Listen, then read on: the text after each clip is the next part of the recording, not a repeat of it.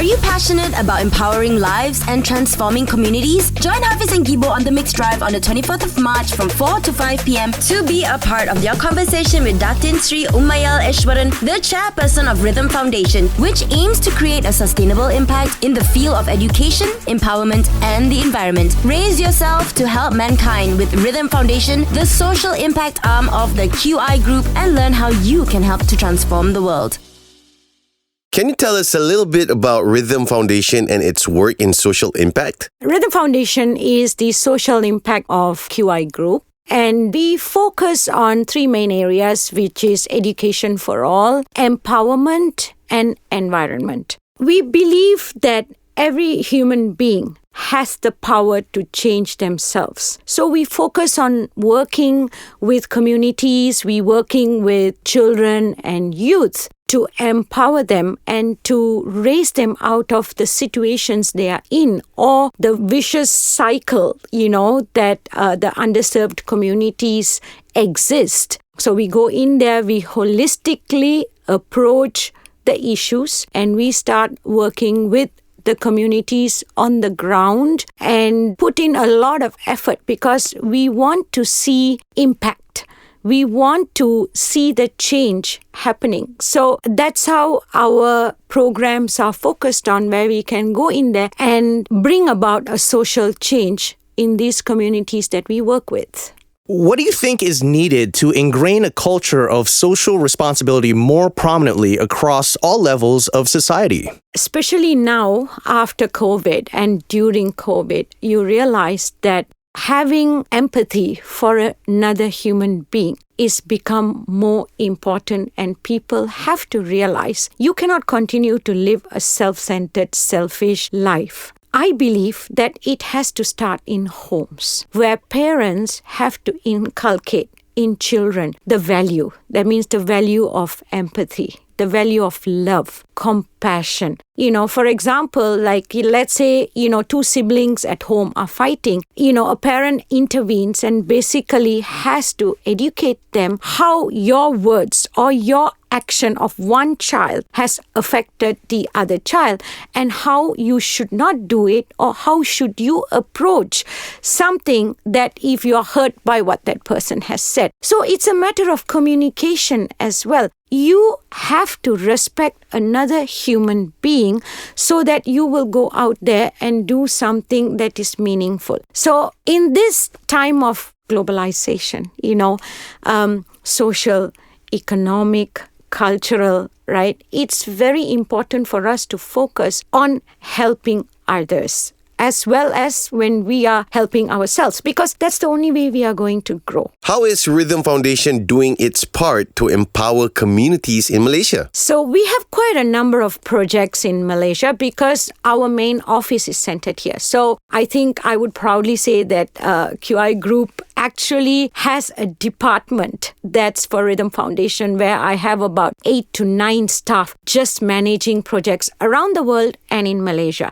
So in Malaysia, we started with about 11 years ago, we started a program called Maharani, Empowering Girls. So from starting from where we worked with girls from home has evolved in these 11 years to where we are working with schools at the national level with Pinta Foundation. So we've done 5 schools in Selangor, and then we are looking at another 5 schools moving forward, because what we want to do is, what we have been doing it at a smaller level, we want to bring it at the national level. We have another program that's been running is Tarana, a school for special needs, where we focus on individual education program for every child. So they're all neurodiverse children or coming from, a different spectrum. It's a very small number of children that we have because we are not there to make money, but rather we want to see how to help these children and to develop the skills that they have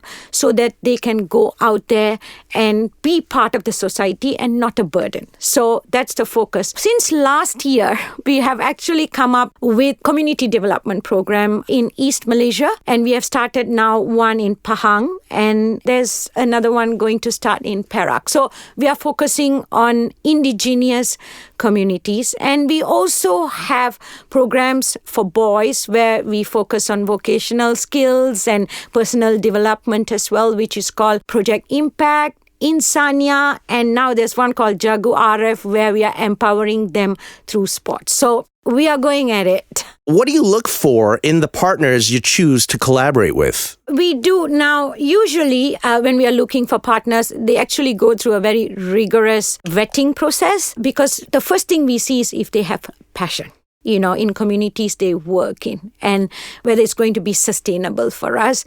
So they go through this process with us before we even bring them in. And they do have to give us a report on every quarterly basis with supporting documents and things like that and what they have done. Now, if we are not happy with the report and not with the results, then we don't go to the next level. So there are times we have actually terminated our partners because our focus is our communities at the grassroots level. So how do we achieve the empowerment, impact, and how do we see the change at the local level is our focus. So we've also done a research paper with on special needs, because that's my passion, because I feel that this is my personal opinion, that it's a neglected society in Malaysia, although it's a growing concern, but we are not looking at it. So we've done a paper and we have come up actually with a model program, and the foundation is looking at it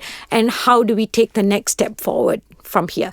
What else can we expect from RYTHM Foundation in 2023? Okay, so we are focusing, like I said, is on community development programs. So QI has a university called QIU in Ipoh, Perak. So what we as a group wanted to do was to create that awareness. Now, social responsibility is not the responsibility of just the company. It's responsibility of every person in the company. Now, with that in mind, we started a program about 10 years ago with our employees. Now, today, we call it Employee Community Impact. So all our employees have to do CSR, so to speak, hours of 16 hours, each of them. I mean, it's the evolution that we have seen today. They actually even bring their families on a weekend, because they want their children to know what it is to go out there and to serve the community. So last month in January, we have now launched a program in the university. We call it University Community Impact Program, where that they're going to adapt this indigenous community in Perak, and they're going to start working with the student body will be involved as well. So what we want to see